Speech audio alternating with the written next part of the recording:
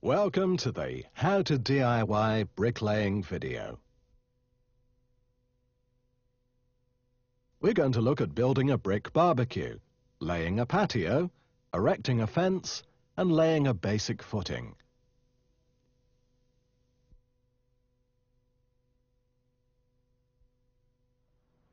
Pick a suitable spot to build your barbecue. Remember to consider the late afternoon and early evening sun before deciding on a site. Begin by dry laying the bricks to establish a basic shape.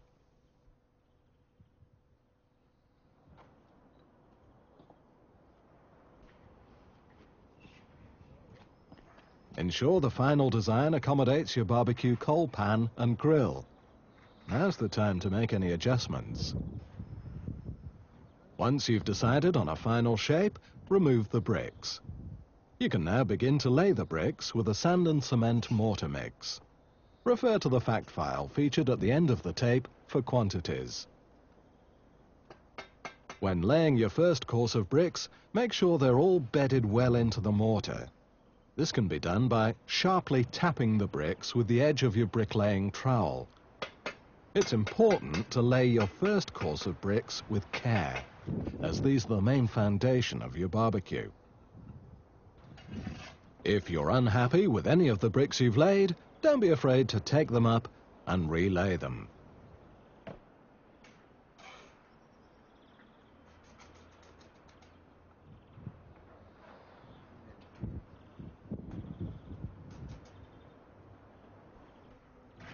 After completing your first course of bricks, you must make sure all your horizontal and verticals are true. Use a good quality level to achieve this.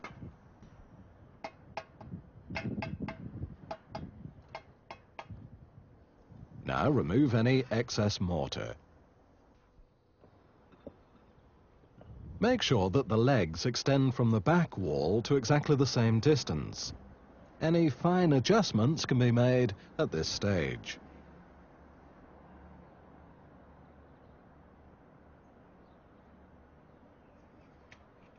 By using your level, you can align the face of the bricks by hand or by using the edge of your trowel.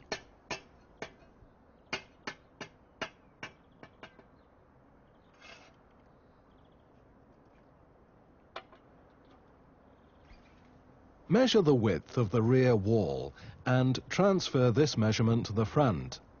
Adjust the front if the two measurements aren't the same. This, coupled with your previous adjustments, will make for a perfectly square base. Once you've completed the barbecue base, you may now wish to consider customizing the basic design. Here, we've decided to extend the left-hand side to provide a useful shelf.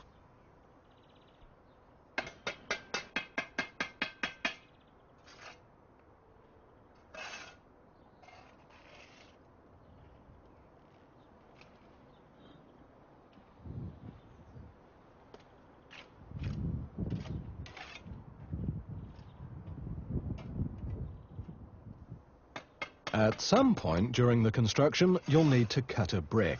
It's very important that you follow this procedure. 1.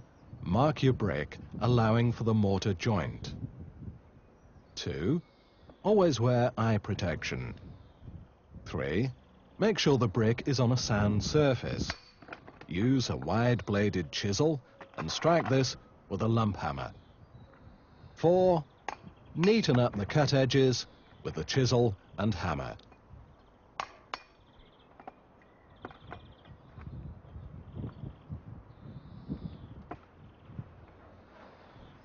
Always lay the cut edge of the brick inwards, leaving its natural face outwards.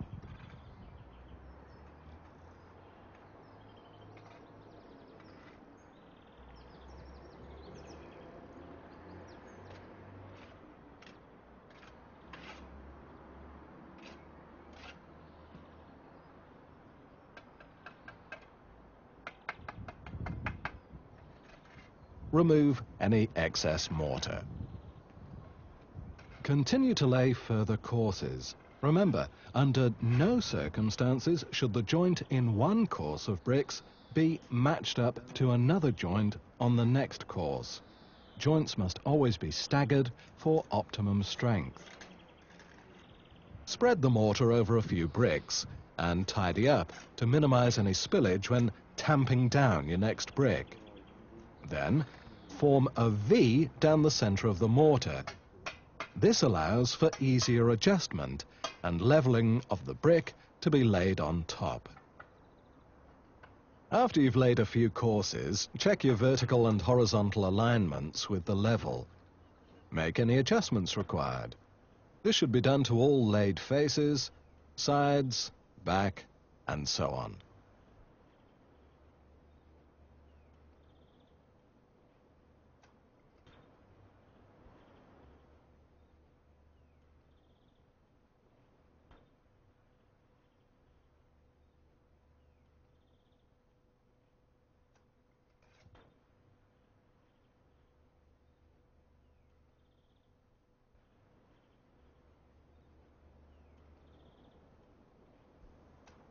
We've now reached a point where the support for our barbecue pan is required.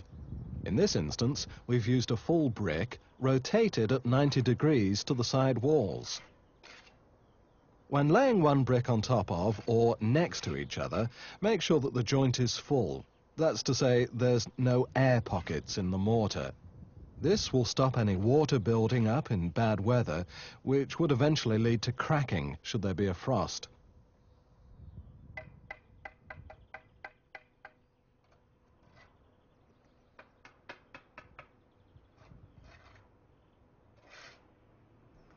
Remember to level up as you go along. At various stages throughout the construction, check your vertical and horizontals, making minor adjustments where necessary.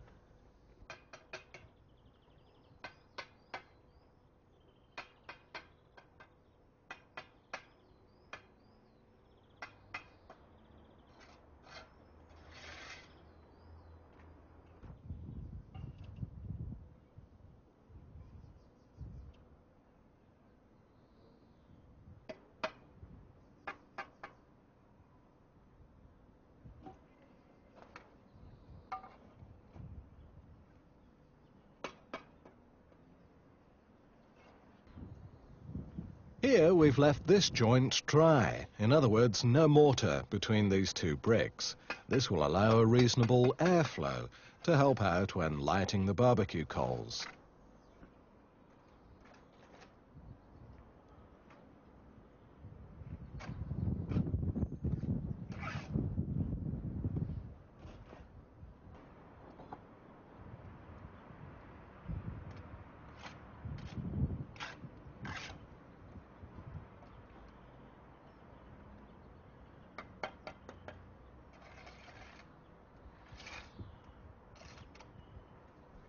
Now, lay the last few courses to finish off the barbecue. Always remember, with a garden project like this, there's no hard and fast rules to their design. Build a bit of individuality into your projects.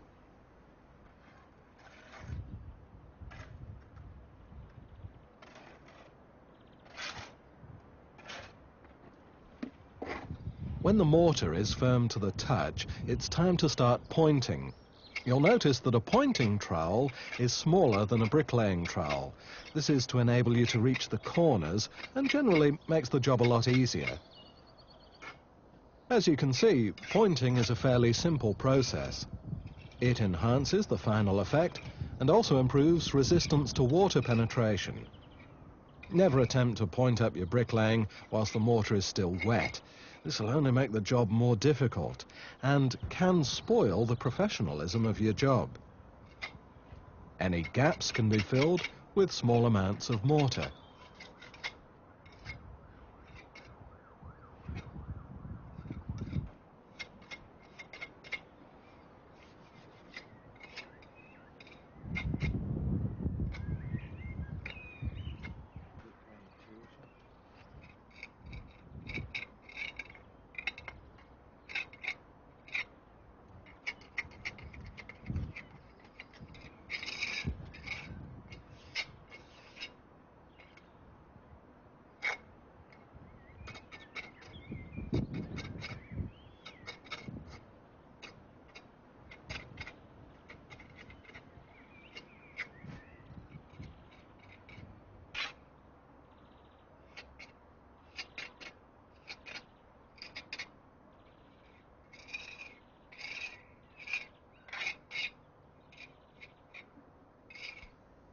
Clean out any of the mortar that may have blocked the air hole.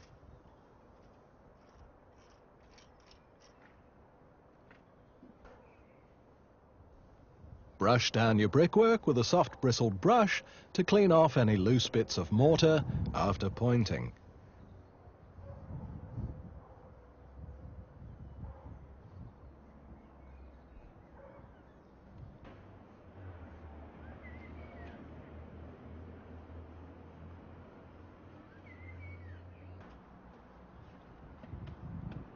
We've decided to include an integral wine rack with our barbecue using land drains.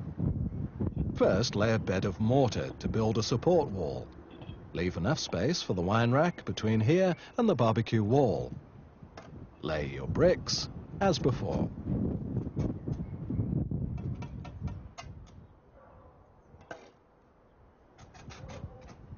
Realizing that a quantity of half bricks will be required, we've pre-cut these in advance.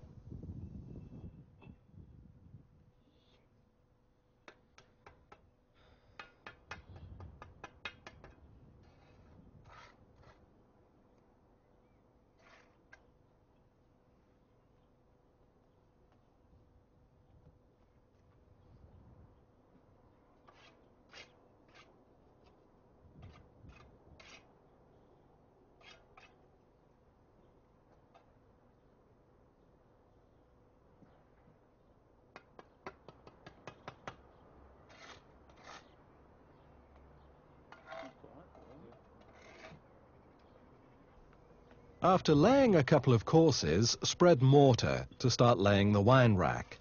Make sure you achieve a tight fit. Use the same procedure to lay as many drains as you like.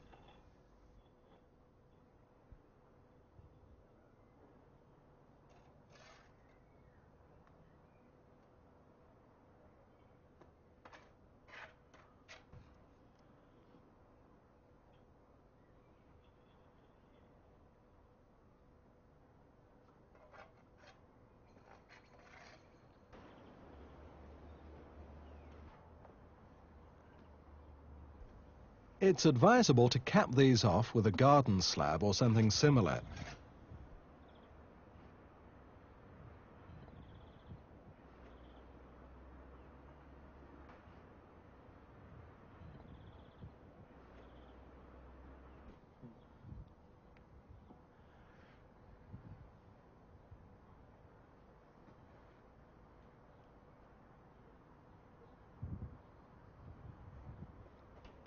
This can now be leveled up.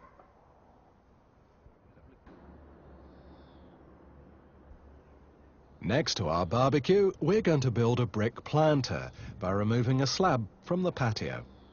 Dry lay the bricks as before to determine your size. You may wish to remove 2 or 3 slabs. Lay your bricks on a mortar bed. Use exactly the same bricklaying process as with the barbecue. For example, no joints lining up, and so on.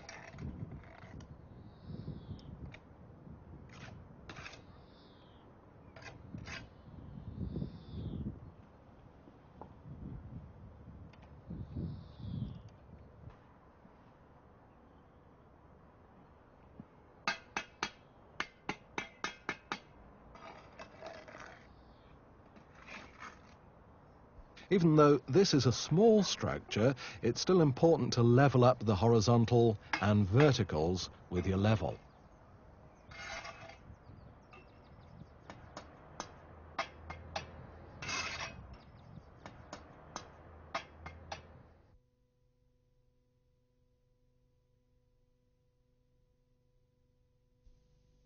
It's very important to lay slabs on a sound base.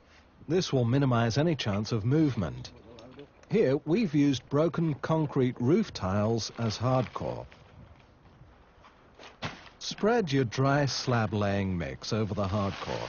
Refer to the fact file at the end of the tape for quantities. The mix needs to be at least 60 millimeters deep.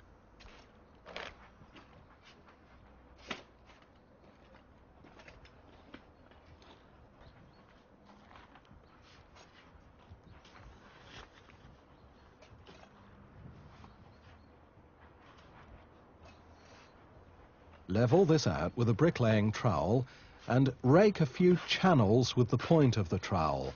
This will make leveling up easier. Now it's time to lay your first slab.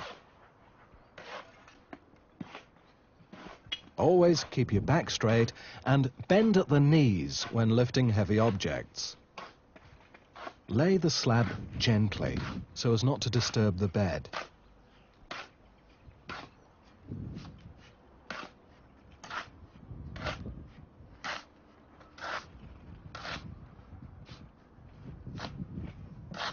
Tamp down the slab. In this instance, we've used the shaft of a lump hammer. Note the fall of the slab from left to right. If you're laying a patio, the fall should always be away from the house. Here, we've achieved an average fall, being about 15 millimeters over 600 millimeters.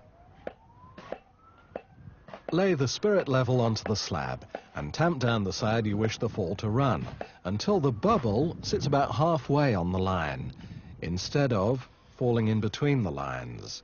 This must be consistent with all the slabs to achieve the same fall. Check that the slab is stable on its bed.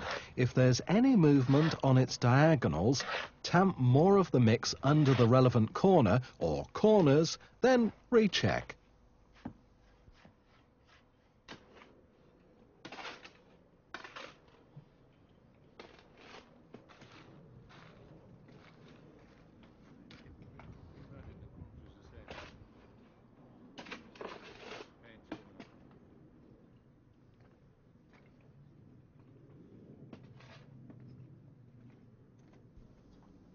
Now that you've a starting point, continue to lay the slabs from your first slab.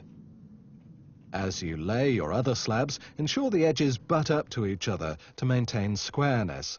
However, it must be pointed out that this is only the case when the slabs being used have a straight edge. Some slabs have a riven, uneven face and need a gap of some 10 to 15 millimeters between each other when laid. If you decide to use these, after laying them, brush the same dry mix into the joints. This will harden from the moisture in the sand.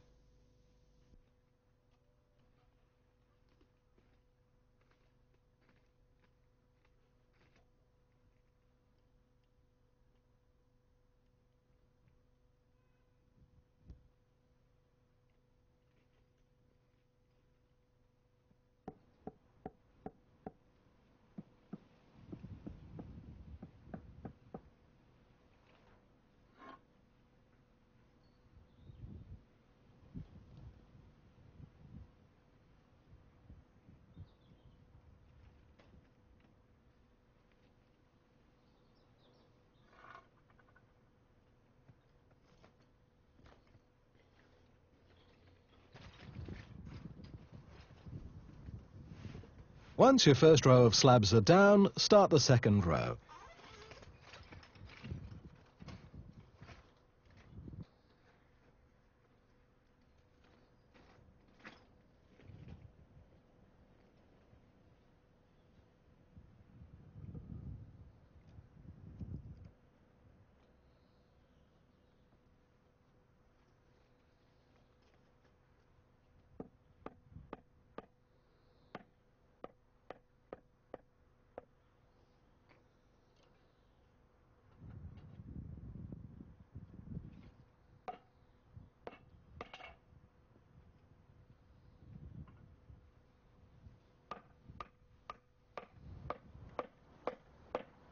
If you transfer over your levels with the spirit level, there'll be no need to work out the fall on each slab again. They'll all transfer over.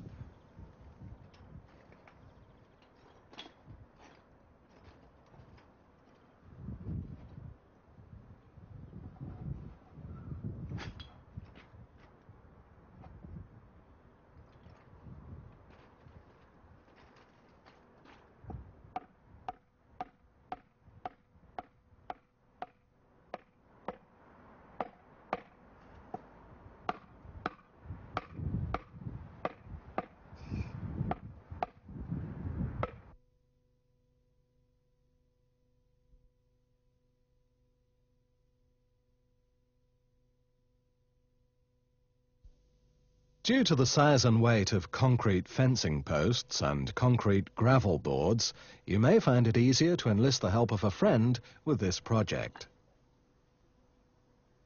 Begin by laying your concrete posts flat. Space them out by cutting a piece of timber to the same width as the fence panels being used.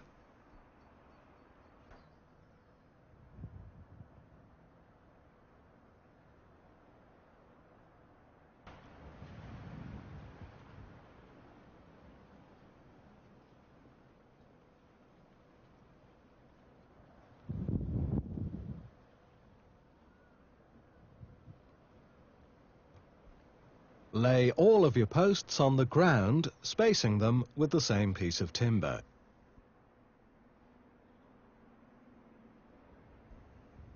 Now begin to dig your holes for the posts. These should be a minimum of 450 millimeters. Remember, when purchasing your concrete posts, they should be a minimum of 600 millimeters longer than the measurement of the fence panel and gravel board added together. For example, in this demonstration, the fence panel is 1500 millimeters. The gravel board is 300 millimeters. Therefore, the concrete post being used is 2400 millimeters. Now lower your first concrete post into the hole. Whilst it's being held upright, shuffle the concrete mix, refer to the fact file at the end of the tape, around the base of the post. Tamp this down with a firm object. Here we've used timber. Now check the verticals with your spirit level.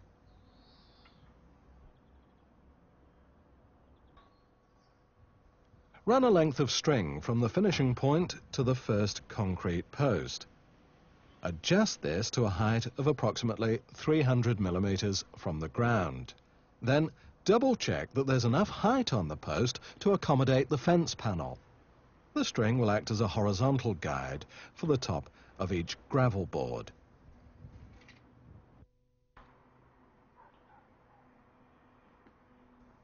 Now position your first gravel board. Make sure it's inserted into the slot on the post.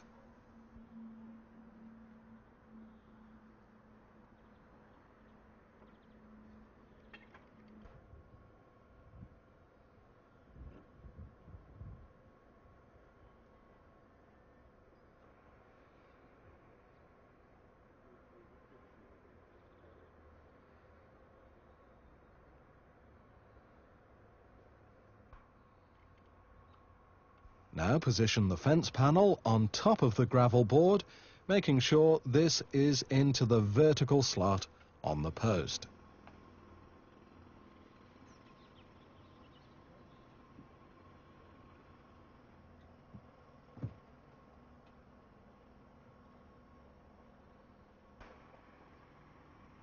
Now, temporarily lower the string to the ground to enable easier maneuverability of the second post.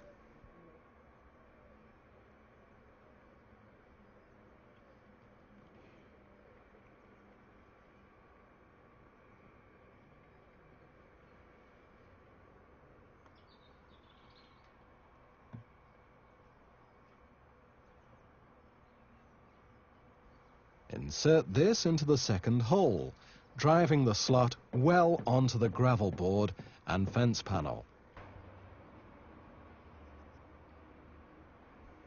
Check your verticals, and the post can now be concreted in as with the first post.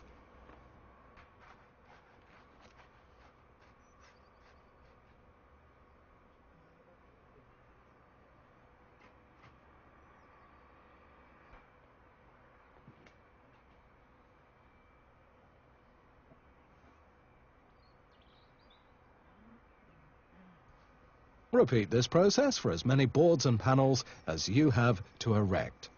Always make sure that the fence panels and gravel boards are tight between each post.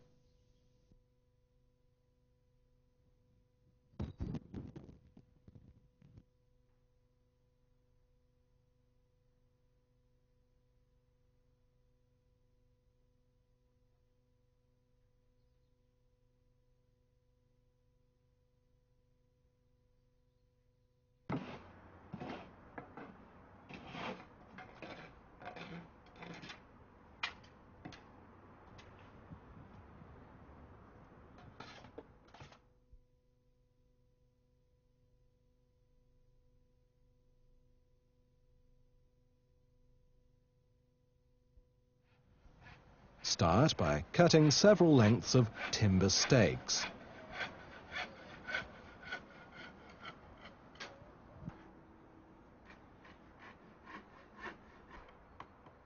Fix them together with a hammer and nails.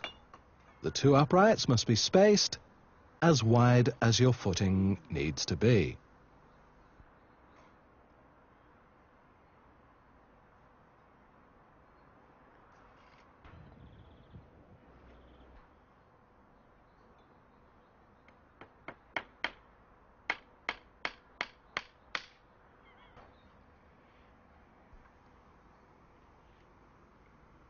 Measure the distance from where your footing needs to start.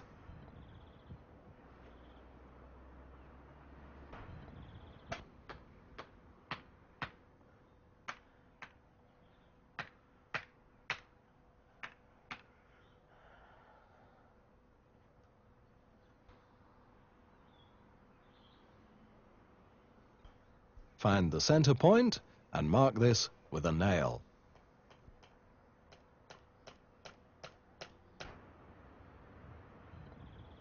At the other end of your footing, mark out exactly the same.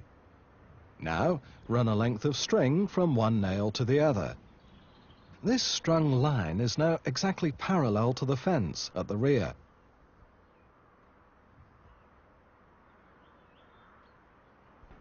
With a spade, mark out about 150 millimeters either side of the string.